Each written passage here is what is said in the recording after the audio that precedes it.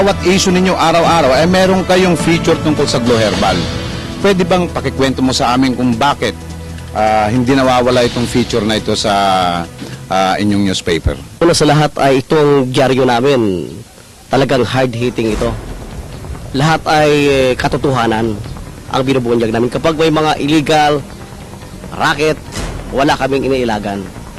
Sabi ko, imbestigahan nyo para malaman natin kung kaano katotoo itong naririnig natin.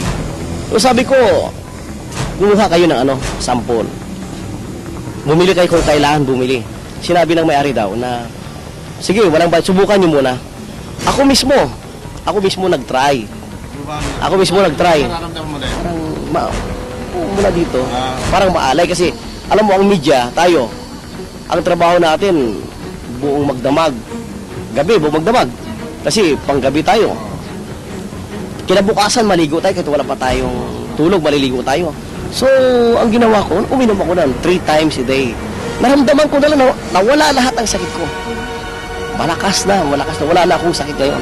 O, ngayon, inano ko sa sarili ko, ako mismo ang gumaling. So, ipipicture ko sa dyaryo ko para marami rin ako matutulungan sa buong bansa. Ang bala ko talaga noon. Upakan ko talaga eh. Dahil kung hindi lang ako napagaling nito. At saka walang epektong maganda at saka walang mga taong tumatawag. Upakan ko talaga. Wala akong magawa. So, tinulungan ko na rin dahil ako mismo may own experience. Ako mismo napagaling.